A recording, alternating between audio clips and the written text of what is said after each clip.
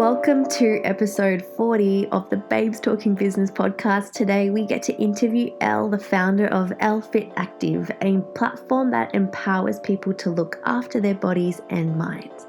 After learning how to manage pain from scoliosis and navigating her way through chronic fatigue, anxiety, and depression, Elle brings light to tough times with her authenticity and her humour. Since launching Elle Fit Active in 2014, her stretching guide, Get Bendy, is helping people in over 100 countries. In this episode, we dive deep into the story behind Elle starting her business and what that looks like behind the scenes. We know for a fact this will inspire so many of you who are in your startup phase of business, whether you're packing items yourself or you're hiring your first staff member, maybe you're leasing a space, or maybe you're even just making mistakes that are equipping you to become a better business owner. This episode will totally hit home for you as Elle shares how she too has been through it all before. You can also check out our website at www.babestalkingbusiness.com, where we have loads of information, including upcoming events we have on this year. You can also check the link in our Instagram bio to navigate all that BTB has on offer for you, including our books if you'd love to get your hands on them, or if you want to look into joining the team. P.S. We're vlogging again if you missed the memo, so catch us on YouTube if you'd love to sit in on our living room episode with this one. So without further ado, we are so excited for you to hear from the amazing Elle.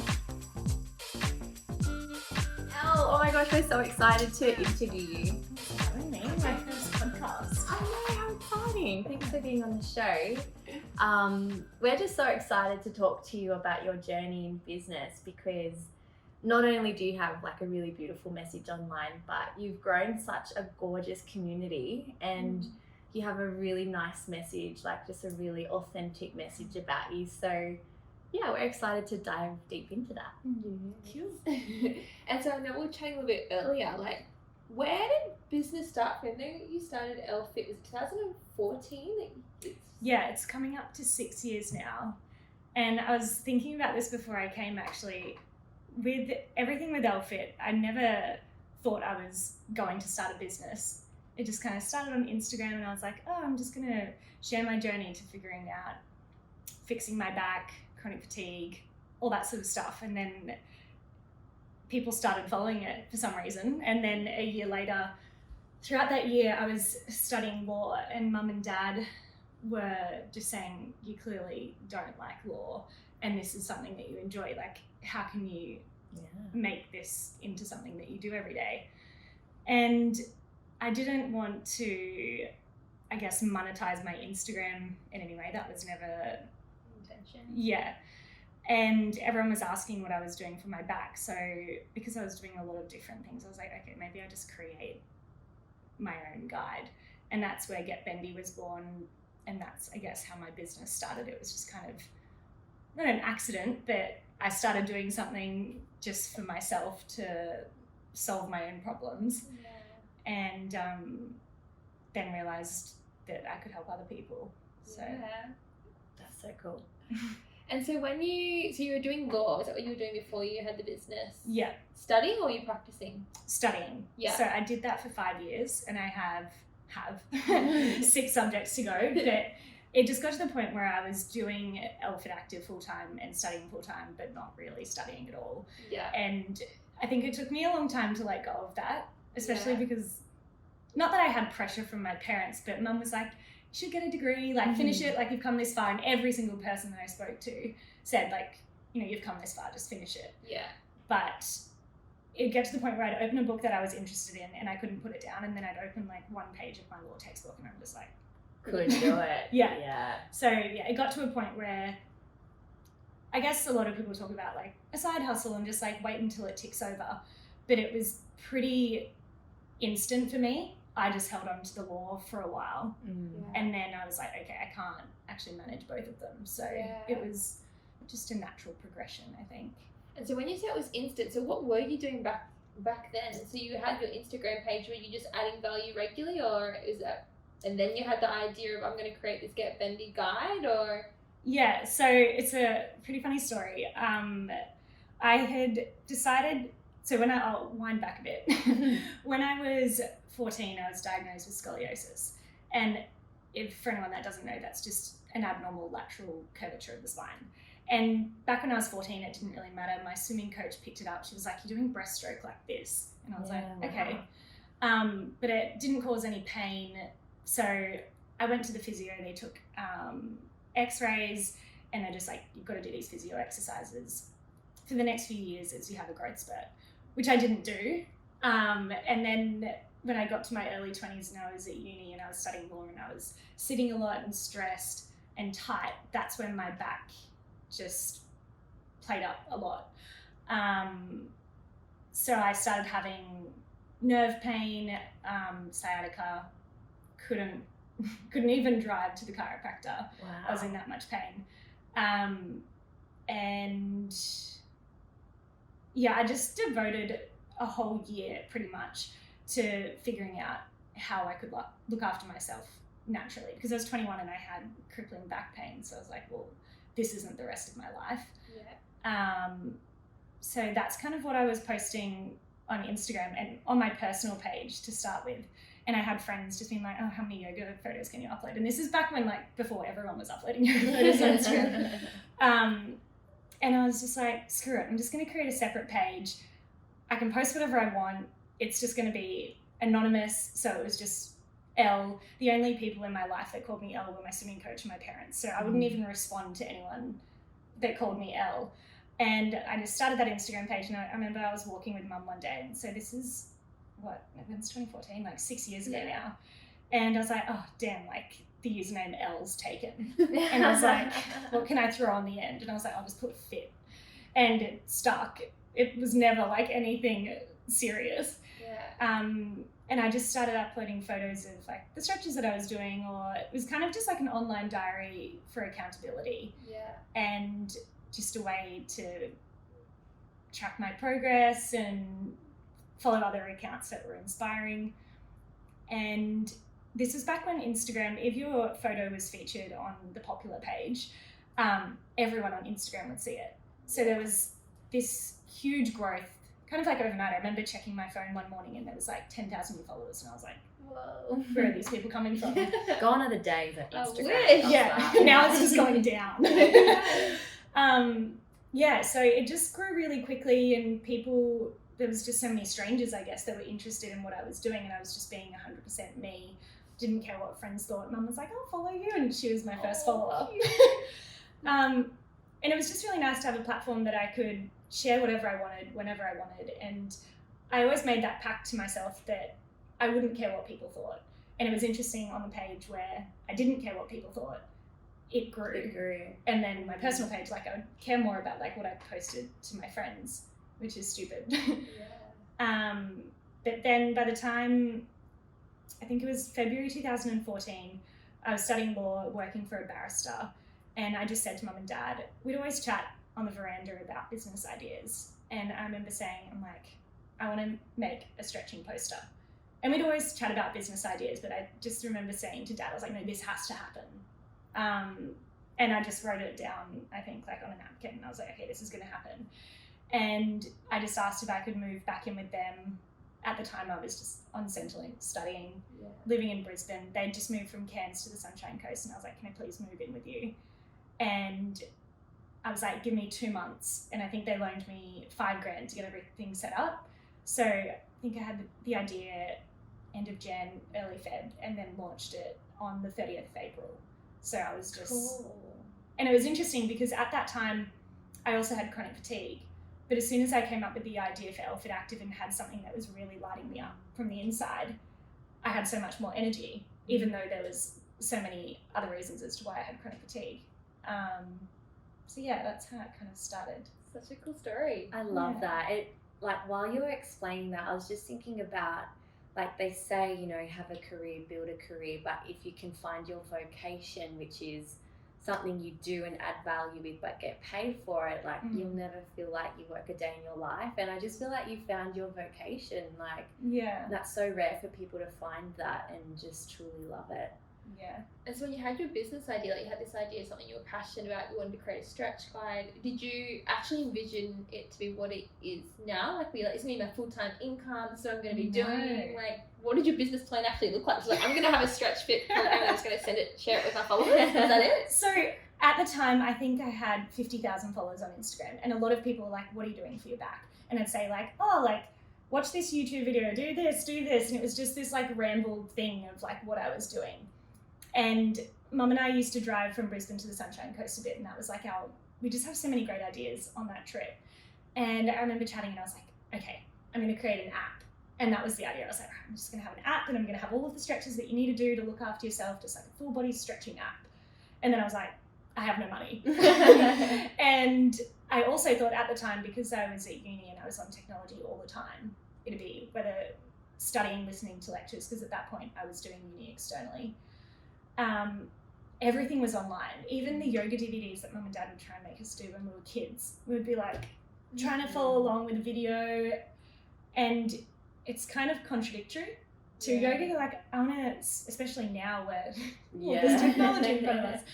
I really wanted a way to switch off, and we were chatting, Mum and I were chatting in the car, and I was like, no one's done a yoga poster. Like the only stretching poster that you really see was kind of like a 90s stretching poster with maybe like 9 photos of a guy wearing like a sweatband and leg warmers, just doing some really basic stretches. So I thought it'd be really cool to just create something that was, I say, minimal and stylish, and then I think back to the poster in 2014 and it's just embarrassing. It's come a long way. But yeah, it was just an idea to have something that people could switch off at home. I was a uni student, didn't have money for yoga classes, but I needed to do something for my back. So I was like, okay, there were so many other people in the same position. I just wanted to create a way that stretching and like pain relief was accessible and affordable, but no business plan whatsoever. And so over the years, like, how has that evolved in terms of the lessons that you've learned? Like, have you found roadblocks in business, like growing over time? Yeah, for sure. I think, it's coming up to 6 years in April. I remember the night before I launched, and I feel like everyone probably does this, but the reason it took 2 months and not like a month to set up is because Mum and Dad said to me, they're like, no, you need to create a company. And I'd spoken to someone, I think it was an accountant or a bookkeeper, and they said like, yeah, if you pass the, I think it's like 70 grand per year, the tax bracket is warped, so you need to be a company, all of these things. And Mum and Dad were like, there's the potential for that, like you could make 70 grand overnight. And I had no idea, because I'm like, $50,000, I'm like, what if everyone bought one? And I think at the time the e-guide was maybe like $8 and my poster was $22. It wasn't even covering costs. Like I had no idea. There was a point where Dad sat me down and he's like, okay, have you checked like how much it costs you to print and all of this sort of stuff? And I was like, yeah, so it costs me like $2 to send a poster. As in, people would pay me $22, but that would be including shipping. So it actually cost me $2 for an order. Yeah. So I was losing $2 for every sale. And Dad was like, this isn't a business. Like you're not even making any money. Like you're spending money to send an order. Yeah. And I was like, but I don't want to charge too much. And he was like, well, you have to charge enough to at least like break even. Yeah. So I feel like everything that I've learnt has been just, I guess, diving in head first and then figuring it out as I go. So I just finished that book. Have you heard of the book Winging It by Emma Isaacs? She's like the founder of Business Chiefs. I have heard of it, but I haven't read it yet. It's funny. I think every time I hear like I'm inspired by women in business and I actually hear their story, it's like none of us knew what we were doing. We just just work it out. We just say yes and we just roll with the punches and you kind of learn as you go. Yeah. So interesting. I don't know about you guys, but I think I was 23 when I launched, and you're so fearless in your early 20s. And I didn't know of anyone that had really had a business that had completely flopped, or like I didn't even really know much. Like I was at uni. I was like, oh, this would be fun. Like this would be better than working for a barrister and in the middle of a building with no windows and feeling like I was just watching a clock. And it's kind of like kids, like they're so fearless. Like you watch them playing Yeah. and you're like, oh my God, this kid's going to kill himself. Yeah. It's like that's what we were like when we started business. We had no idea like of any risk involved. No. Like had no idea of like personalities you'd have to deal with, like issues. Yeah. I was thinking about actually last Friday, I went to a speakers conference in Brisbane, and it's funny because when I started my business, it was like, I don't know, 5 years ago when I finished my psych degree, and I started like talking and coaching at like events. I never had any speaking training there, but I just remember just doing it and actually being confident and enjoying it. And it's like the more I've been in business, the more I've learned, the more I've realized I don't know. And so at the start, you're just ignorance and fire, but I think your confidence in business starts to dwindle as you get older. Because you realize, I have no idea what I'm doing. Yeah. And I'm like, oh my God, I was so much more confident 6 years ago when I was winging it than not that I am now. Yeah. I think also at the time, like, there wasn't really any risk involved. Like, the worst that could happen was that I owed mum and dad $5,000. Yeah. So I was like, may as well. Like, I'll give it a crack and see what happens. And it was so much more exciting than what I was doing at the time. Like, that didn't light me up at all. And I didn't even know if this would, but in hindsight, it's kind of like a weird combination of everything that I enjoy. Yeah. Like, Sam even said to me the other day, he was like, oh, it's like nice to get away from the computer, I'm sure. And I was like, no, like, I love packing orders, answering emails, working on my website, things like that. I can be in my office for 12 hours. Yeah. That lights me up. And he's like, I can't relate. There's something wrong with you. Yeah. No, I know what you mean. Shan's the worst for it. She was there for 12 hours. I'm like, Shan, she's like, didn't even eat before. She's like, I'm still working. I'm like, Shani. Yeah, I'll just like forget to eat, forget to pee. I'll just be like, my body's telling me I need to go to the toilet, and I'm like, no, I'm just gonna do one more email. Time just zooms by. Yeah. But I think that's when you know that like you love what you found something that you love. Yeah. And so what do your days look like now? Like, what's the perks of having your own business? It's funny because so along the way, I have had a couple of employees just to help. It started off with mum putting her hand up because it started getting very busy and I was doing everything. So I was, I guess, like the model for Get Bendy for not only like the poster, but all of the Instagram content. I was also the photographer, editor, graphic designer, like marketing agent, accountant, like sales coach, customer service, like sending orders. Fully. And I never expected something that was my passion and something that I love to change. And I think when I was just so busy, I was like, this isn't what I signed up for. Like, I didn't even have time to just like stretch and chill and just like play anymore. It was just emails and orders. And back in 2014, the processes that they had were so time consuming. So even just to send an order, at the time I was like handwriting people's addresses and like handwriting custom slips, and that would take my whole week. And I wasn't getting back to emails because as soon as you cleared your inbox, it was just like they'd keep coming, and I was like, I can't do this. So I wasn't getting back to emails, and that's when mum came in and she was like, how about I take control of the emails, dad packs orders, and you can just keep doing what you're doing. That's amazing. And so it turned into this little family business for a while, and that worked really well because mum was having a break from teaching, and like dad found posters very therapeutic. He was like, okay, just like roll, like head to the post office. So that worked really well, but I think with that also came the challenges of working with your family. And it worked really well, I think, for about 2 years, and then I think I was living on the Sunshine Coast, basically setting up my business, just a hermit for 2 years. Like, I don't think I really made any friends in that time, but I was fine. Like, everyone else was, partying at uni and all I wanted to do was work. So I think I needed a bit of a break from that. And it was hard to separate from mum and dad doing that, but I think that was an important part of my journey as well. Figuring out how much I needed to delegate, how much I needed to refine.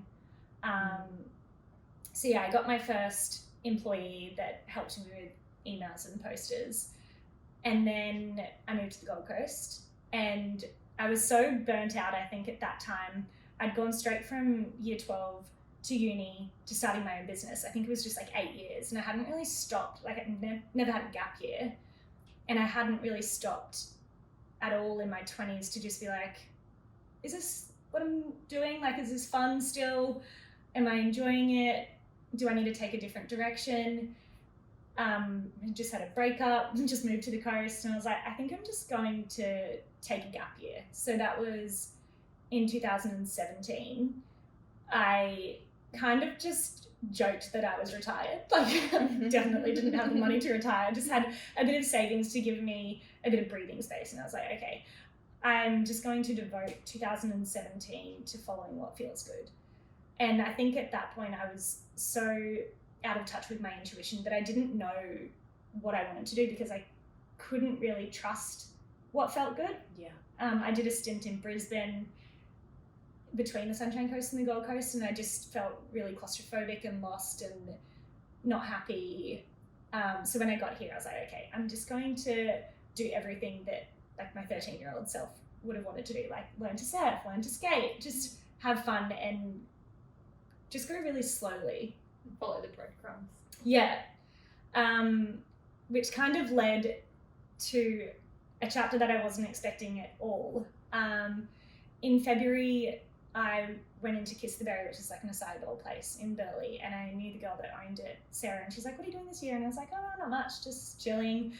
I've been like pondering the idea of a studio for a few years, but I don't know if I want to do it. And she was like, oh, well, we've got a space upstairs if you were ever interested in opening a studio. And I walked up and it was pretty grungy, just like purple walls, like a huge old Baker's Delight vent like in the middle of the room, but it had these beautiful windows that looked out to Burleigh Heads, and it's on Connor Street, so like one of the main streets in Burleigh. And I just remember seeing the windows and I was like, this is incredible, and just had so much natural light. And I just pictured kind of the space that I had created at Mum and Dad's, which was just like white floorboards, white walls, just very airy and peaceful. And so that seed got planted in February, but didn't really come to fruition until July when I signed a lease and did a huge renovation. And I think by that point I'd kind of had 6 months off, but I just had this overwhelming urge to bring people together, because at that point I'd been on Instagram and online for, I guess, 3 or 4 years by then.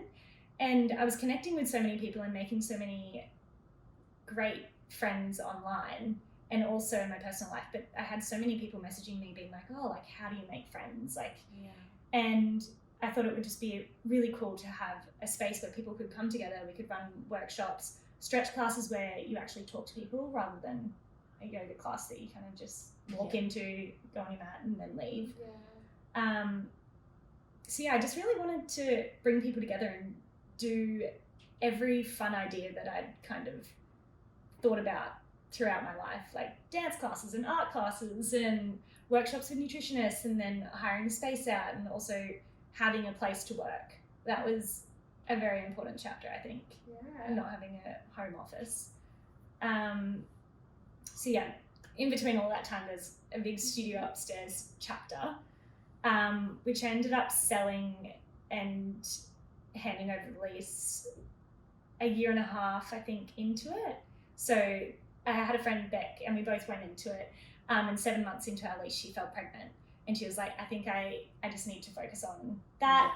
And I was like, okay, I'll give it a crack by myself. But at the time I was running the studio upstairs and also Elle Fit Active by myself pretty much. I had the girls helping with emails and packing, but I was so unaware how much work a physical space was and covering overheads and it's like a whole different business, like needing to source income to like cover the rent and all of that. So that was a very steep learning curve, but now that it's over and I've kind of like had a year to just like chill and just get back to basics and just focus on one thing, I'm so grateful for all of the lessons that had. But it's also now very interesting to observe how easy Elle Fit Active was and how much it flowed and how hard the studio was and how many roadblocks I did have. After 6 months of committing to follow my intuition, it was almost, and I think once you sign a lease, you're signing a contract. So as much as your intuition can tell you, it's not just like, oh, you know, it's not really feeling that sorry, good. bye. So it was really exciting and it felt really good, but there were lots of roadblocks, which I probably should have paid attention to, but at the same time, I wouldn't change anything because it was almost like an express degree in business in like 18 months. And nothing can teach you that except experience. So true. It was stressful. I don't like using that word, and I didn't allow myself to say that throughout the process because I think that's what led me to get chronic fatigue at uni. Just being like, I'm so stressed. And then my body's like, okay, you're stressed. Like, I'll put you to sleep, basically. Like, so I didn't allow myself to say that, but it was. Yeah. What was like a word you used instead, or what were some processes you used to sort of like get through the day? Because I'm sure a lot of our listeners are like, okay, I think I feel like that right now. Yeah. It's interesting because each year I've kind of had a mantra that I've wanted to focus on, something that I've needed to pay attention to throughout everything that I do. So I just wanted it to be short and sweet. And so in 2017, it was follow what feels good. And I really needed that time to get in touch with my intuition. And I think it's so important for everyone to practice, especially girls. And there's so many ways that your intuition can be silenced or not trusted. For me, it was relationships. Just having a few duds, and if people are lying about things and you feel something so strongly intuitively and then you have someone telling you the opposite, I think that can really screw with your intuition. So it was follow what feels good. And then the following year, when I had the studio and everything that I needed to juggle all at once, it was do what needs to be done. So it was almost like, just do it. And I think I would procrastinate a lot in the past, but I didn't have a chance to procrastinate. So it was in my journal, like on the front page of my journal, and it was just do what needs to be done. And what's the mantra for this year? Well, last year's was how light can I be? After everything that went on, I was like, okay, I just want to feel as light as possible. So organising finances and routines and all of that. And this year's only came to me yesterday after a particular situation. I realised that I hadn't kind of set one for this year, but it was, or is, how calm can I be? Or how calmly can I approach this situation? Which I think I've had a lot of practice at, but something happened yesterday with my sister, and I was like, oh no, I still need practice. And I feel like family are the ones that can really show you your biggest mirrors. Or like how far you still need to go in terms of like, you can be like, no, I'm so calm in every situation until something hits you. Like, I'm not calm right now. My little brother's just moved in with me. And we just got married like 3 weeks ago. So I'm like, oh, I've just inherited a new baby already. But it's my biggest lesson. Like, I'm excited, but at the same time, we are so similar. He's pushing all of my buttons. I'm like, you know what? Like, this is an experience you're probably never going to have it ever again in like living with your brother. So I'm just like, just enjoy it. I'm like, what is he teaching me right now? He's teaching me to be more patient. And more chill, because I'm very OCD, like with my systems, with my time, and like I just don't like people taking my energy. Just teach me to be more flexible. It's interesting because we're kind of dealing with the same thing at our house, which is so great. I live with one of my best friends and her boyfriend, so it's Emma, Tommy, me and Sam, my partner, and also her mum. But then we've also got a friend staying from overseas, which is amazing. She's from Norway. And then Emma's younger sister's there with her niece all the time. So I think the other night we had 8 people in the house. And it can get to be a lot, especially when Emma and I both work at home. But we both said to each other, we're like, in a month's time, Maria and Haley aren't going to be there. The house is going to be really quiet. And we're going to be like, oh, we miss them. Just going to enjoy it. So I think, you learn to just soak it up whilst you've got it, because it's not forever.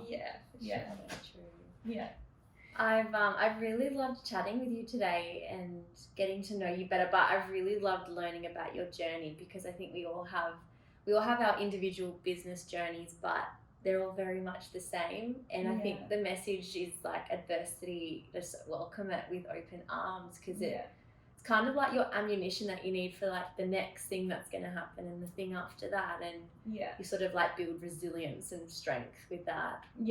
And what have you got planned for this year and the future? What's on the cards for you? Well, it's interesting to I guess, reflect on the studio upstairs as a chapter, because it's kind of led me to what I'm doing now. And I'd always planned to do what I'm working on and going to release this year, but that really forced me to learn it and experience it and refine it. So the kind of tagline for Elle Fit Active is stretch your body, stretch your mind. And under the stretch your body kind of sphere, we've got Get Bendy, Get Split, and Get Inverted. And now I'm working on the stretch your mind side of things. So I've got 3 online video courses. Nothing to do with stretching, but kind of everything that I learnt and refined because I had to whilst juggling 2 businesses. So yeah, if it wasn't for that, I wouldn't be able to do these programs, I think, justice. So I'm excited to do that. So exciting. And so for people who've been following this and been following you, where should they find you to keep posted with it so they know when it comes out how to get their hands on it? Instagram. Yeah. So I have 2 pages. And my personal page is Elle_fit, which I post most on. And then Elle Fit Active is, everything stretching related at the moment. We'll make sure to put it all in the show notes. Yeah, for sure. What's one piece of advice you give for any ladies who are listening and maybe are wanting to start a business, they've just started a business and they're like, holy shit, what have I got myself into?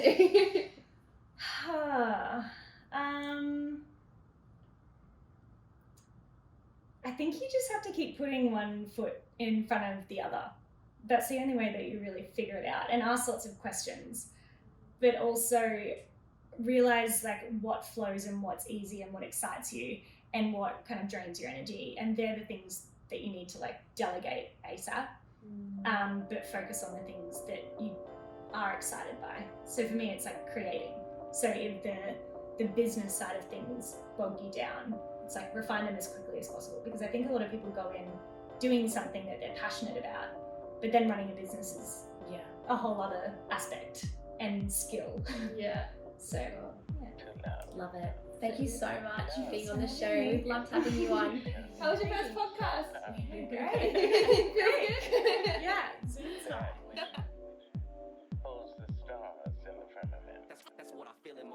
We hope you loved that episode of the Babes Talking Business vlogcast. Guys, we're just loving bringing you these episodes. Our mission is to share and add value to your week, whether you're a budding entrepreneur or you're a veteran in the owning your own business game. Don't forget, if you're loving our podcast, we would love for you to rate us and drop us some love on the iTunes app, because we want to know your feedback. We want to know what you're thinking. Once a week, one lucky reviewer will be shouted out on our Instagram. So when you leave us some feedback on the iTunes app, don't forget to include your Instagram handle and or your website so that we can shout you out. Guys, you can follow us on Instagram by going to @BabesTalkingBusiness. You can check out our website at www.babestalkingbusiness.com, and this podcast is actually a vlogcast as well, meaning you can watch each and every single interview by heading over to our YouTube channel. All the links for all of these are below in the podcast notes and on our website as well. Thanks for tuning in.